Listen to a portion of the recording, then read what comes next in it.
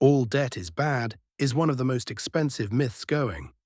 The wealthy use one kind of debt deliberately and avoid the other like the plague. Learn the difference and you'll never look at borrowing the same way again.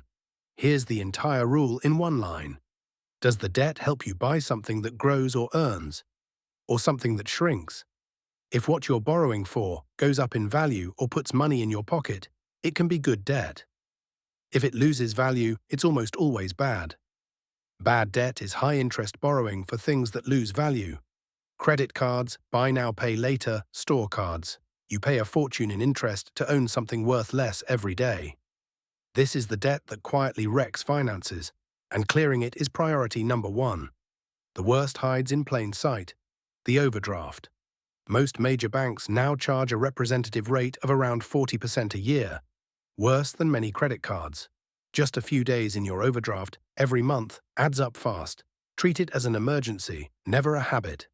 Good debt is cheap, and it buys something that grows or earns. A mortgage lets you own an appreciating home instead of renting forever. Sensible borrowing to boost your skills or start a business can pay back many times over. Low cost, lasting value, that's the test. Even good debt has nuance. A mortgage is usually the cheapest money you'll ever borrow. So overpaying it isn't always the best move if that cash could do more elsewhere. But cheap debt is only good if the repayments are comfortable. Never confuse affordable with risk-free. So here's the order. First, clear expensive bad debt. That's a guaranteed return you can't beat anywhere. Then build a buffer. Then invest. Cheap good debt, like a mortgage, can sit comfortably alongside investing.